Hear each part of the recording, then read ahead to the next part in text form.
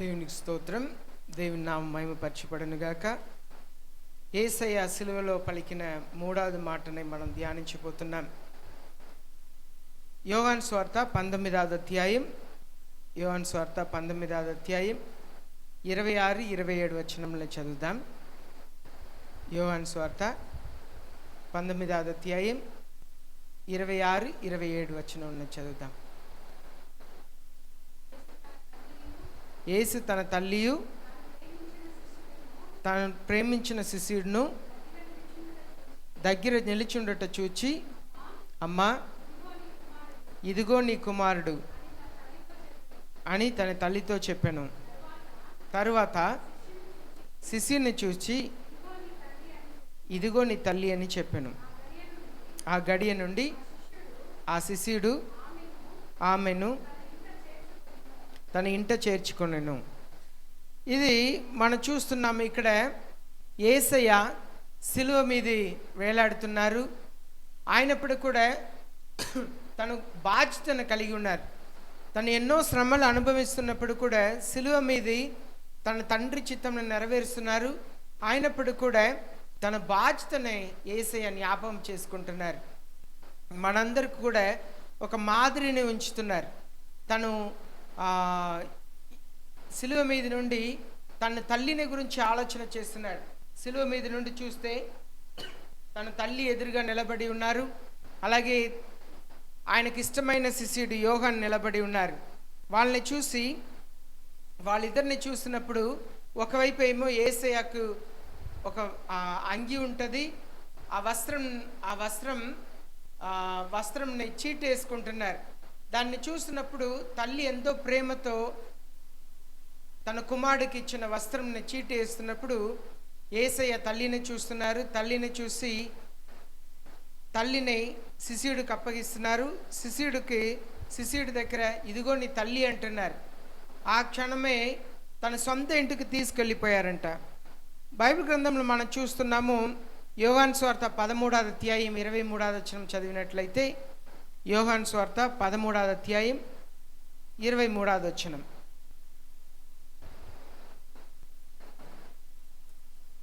తీసి చదివి తెలుగులో చదవండి. ఆయన శిష్యుల్లో యేసు ప్రేమించిన ఒకడు యేసు రొమ్మునే ఆనుకొని ఉండెను కనుక. చాలు. ఇక్కడ యేసయ్య ప్రేమించిన శిష్యుడు. యేసయ్య చాలా ఎక్కువ ప్రేమించారంట. ఆయన యేసయ్య రొమ్ము మీద ఆనుకొని ఉంటారంట. దగ్గర ఉన్న ఒక శిష్యుడే యోహాన్. యేసయ్యని బాగా ఎరిగిన ఒక శిష్యుడు. అలాగే యేసయ్య యోహాన్ని బాగా ఎరిగి ఉన్నారని మనం చూస్తున్నాం. ఇది మనకు కూడా ఇదంతా కూడా ఒక పాఠం. ఈనాడు వృద్ధులైన తల్లిదండ్రుల్ని ఎంతోమంది వదిలేస్తున్నారు. కొందరు సొంత తల్లిదండ్రుల్ని చంపేస్తున్నారు. కొందరైతే వాళ్ళని వృద్ధాశ్రమంలో వదిలేస్తున్నారు. ఈనాడు చాలా వృద్ధాశ్రమం రావటానికి కారణం ఏంటంటే ప్రేమగా తల్లిదండ్రుల్ని చూడటానికి బాధ్యత లేక ఉన్నవారు. ఈనాడు ఎంతోమంది ఫారిన్ కంట్రీలో ఉంటా తల్లిదండ్రుల్ని వృద్ధాశ్రమంలో వదిలేస్తున్నారు. యేసయ్య తను సిలువ మీది తన తల్లిని గురించి ఆలోచన చేసి తల్లి భవిష్యత్తుని గురించి ఆలోచన చేస్తున్నారు. యేసయ్య యోహాన్ని ఎక్కువ ప్రేమించారు కనుక యోహాను దీర్ఘాయుసు కలిగి ఉన్నారు. ఆయన చాలా వృద్ధాప్యంలో మరణించారు. దానికే యోహానికి చాలా ప్రకటన గ్రంథంని బయలుపరిచారు. చాలా విషయంలో బయలుపరిచి చాలా కాలం జీవించారు. యేసయ్యకి ఇష్టమైన శిష్యుడు కనుక. కారణం ఏంటంటే యోహాను కూడా యేసయ్యని ఎక్కువ ప్రేమించారు. మన జీవితంలో తల్లిదండ్రుల పట్ల అలాంటి ప్రేమ ఉండాలి. మనం ఎంత ఎదిగినా కూడా తల్లిదండ్రుల్ని వదిలిపెట్టకూడదు. తల్లిదండ్రుల్ని మన వృద్ధాప్యంలో కూడా వారిని చూసుకోవాలి. చూడండి, మనం బైబిల్లో చూస్తున్నాము.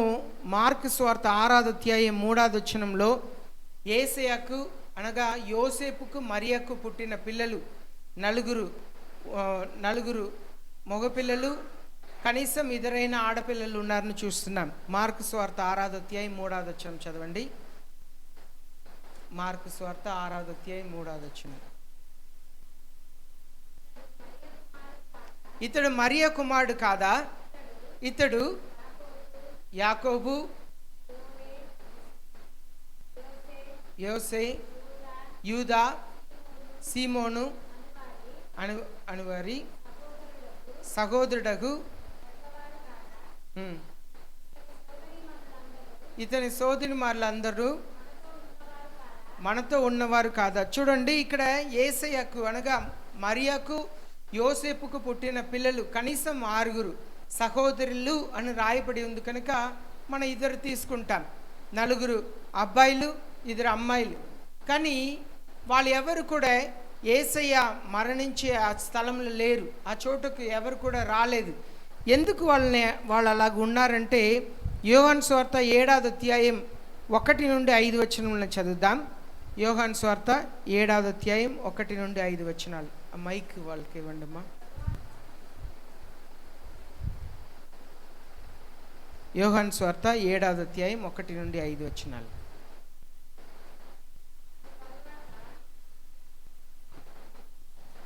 అటు తరువాత యూదులు ఆయనను చంప వెదికినందున యేసు యూదయలో సంచరింపనొల్లక గలిలియాలో సంచరించుచుండెను. యూదుల పర్ణశాలల పండుగ సమీపించెను గనుక ఆయన సహోదరులు ఆయనను చూచి, నీవు చేయుచున్న క్రియలు నీ శిష్యులను చూచునట్లు ఈ స్థలము విడిచి యూదయకు వెళ్ళుము. బహిరంగమున అంగీకరింపబడగోరువాడెవడును తన పని రహస్యమున జరిగింపడు. నీవు ఈ కార్యములు చేయుచున్న ఎడల నిన్ను నీవే లోకమునకు కనపరుచుకొనుమని చెప్పిరి. ఆయన సహోదరులైనను ఆయన యందు విశ్వాసం ఉంచలేదు. చూడండి, వాళ్ళ సహోదరులు మరియకు యోసేపుకు పుట్టిన ఆ 4 అబ్బాయిలు, 2 అమ్మాయిలు, వాళ్ళు యేసయ్యని నమ్మలేదు. అక్కడ యూదా దేశంలో ఎంతోమంది యేసయ్యని విశ్వసిస్తున్నారు, కానీ వాళ్ళు ఎవరు కూడా యేసయ్యని దేవుడిగా నమ్మలేదు. మొదటి వచనంలో చూస్తున్నాము, గలిలయలో యూదా ప్రాంతంలో యేసయ్యని చంపాలి అని చెప్పి ప్రయత్నం చేస్తున్నారు కనుక యేసయ్య గలిలయ ప్రాంతంలోకి వెళ్ళిపోయారంట. ఇప్పుడు అక్కడ ఫీస్ట్ ఆఫ్ బూత్, అక్కడ ఒక పండగ జరుగుతుంటే వాళ్ళ శిష్యులు చెప్తున్నారు, మీరు వెళ్ళి యూదయాల అద్భుతం చేయండి అంటున్నారు. అనగా వాళ్ళకి తెలుసు యూదా ప్రాంతంలో యేసయ్యని చంపాలని ప్రయత్నం చేస్తున్నారు కనుకనే యేసయ్య గలిలయ ప్రాంతంలోకి వచ్చారని 7వ అధ్యాయం 1వ వచనంలో చూస్తున్నాం. కానీ వాళ్ళ సహోదరులు చెప్తున్నారు, నువ్వు యూదాకు వెళ్ళు, యూదయాకు వెళ్ళు, అక్కడ వెళ్ళి అద్భుతం చేయి. అనగా యేసయ్యని వారు ఓర్వలేకపోయారు, ఆయనకి ఏదైనా జరిగితే బాగుంటుంది అని అనుకుంటున్నారు. అలాగే మనం చూస్తున్నాము మార్కు సువార్త 3వ అధ్యాయం 29 నుండి 31వ వచనం వరకు చదువుదాం. మార్కు సువార్త 3వ అధ్యాయం 29 నుండి 31 వరకు చదువుతాం. పరిశుద్ధాత్మ విషయము దూషణ చేయువాడెప్పుడును క్షమాపణ పొందక నిత్య పాపము చేసిన వాడే యుండునని మీతో నిశ్చయముగా చెప్పుచున్నానెను. ఎందుకనగా ఆయన అపవిత్రాత్మ పట్టినవాడని వారు చెప్పిరి. ఆయన సహోదరులను తల్లియు వచ్చి వెలుపల నిలిచి ఆయనను పిలువనంపిరి. జనులు చూడండి, ఇక్కడ యేసయ్య ఒక ఇంట్లో ఉండి తన వాక్యంని బోధిస్తున్నారు. ఆ సమయంలో ఏం జరిగిందని మనం చూస్తే అక్కడ ఉన్న వాళ్ళందరికీ కూడా తనకు దెయ్యం పట్టింది అని చెప్పి చెప్తున్నారంట. ఈ మాటలు చెప్పి యేసయ్యను వెళ్ళి తీసుకొస్తున్నారు. యేసయ్య సహోదరుల్ని, వారి తల్లిని వారికి వెళ్ళి చెప్తున్నారు, ఆయన ఇంటికి తీసుకెళ్ళండి, ఆయనకు దెయ్యం పట్టింది అని చెప్పి ఆ మాటను చెప్పగా వారు యేసయ్యని తీసుకెళ్ళటకు అక్కడ వచ్చి ఉన్నారు. వాళ్ళు యేసయ్యను నమ్మలేదు, యేసయ్య బోధనే, ఆయన బోధిస్తున్న మాటలను నమ్మలేదు, అద్భుత కార్యములను కూడా వారు ఎవరు నమ్మలేదని మనం చూస్తున్నాం. అయితే మనకు ఇందుచేతనే ఆ యేసయ్య సిలువ మీద ఉన్నప్పుడు తను శిష్యుడైన యోహానుకు తల్లిని అప్పగిస్తున్నారు. ఒక కారణముతోనే యోహానుకు అప్పగిస్తున్నారు. కారణం ఏంటంటే వాళ్ళు యేసయ్య తన సహోదరుల మీద విశ్వాసం ఉంచలేదని మనం చూస్తున్నాం. యేసయ్య చాలా బాధని అనుభవిస్తున్నారు.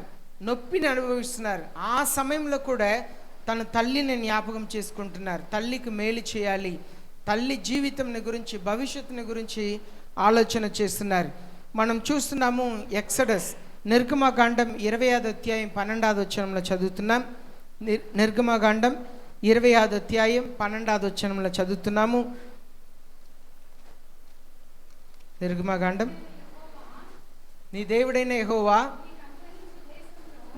నీకు అనుగ్రహించే దేశంలో నీవు దీర్ఘాయుష్మంతుడై ఉన్నట్లు నీ తండ్రిని నీ తల్లిని సన్మానించుము. దీర్ఘాయుసు కలగాలంటే తండ్రిని తల్లిని సన్మానించాలంట. వారిని గౌరవపరచాలి, ఘనపరచాలి, లేకపోతే ఆశీర్వాదం ఉండదు. తల్లిని తండ్రిని సన్మానించాలి. ఈనాడు తల్లిదండ్రుల మాటను వినకుండా, తల్లిదండ్రులను ఎదిరించి, తల్లిదండ్రుల్ని బూతులు మాట్లాడేవారు ఉన్నారు, తల్లిదండ్రుల్ని కొట్టేవాళ్ళు కూడా ఉన్నారు. తల్లిదండ్రులు డబ్బు ఇవ్వలేదని కొట్టేవారు, తల్లి మంచి ఆహారం వండలేదని చెప్పి కొట్టేవారు, తల్లిదండ్రుల్ని బూతులు మాట్లాడేవారు అనేకులు ఉన్నారు. ఇక్కడ దేవుని వాక్యం సెలవిస్తుంది, మనకు దీర్ఘాయుస్సు కలిగి ఉండాలంటే తల్లిని తండ్రిని ఘనపరచాలి, గౌరవించాలి. అలాగే సామెతలు 20:20 చదువుదాం. సామెతలు 20:20, 25వ అధ్యాయం 25వ వచనం. సామెతలు 25వ అధ్యాయం 25వ వచనం.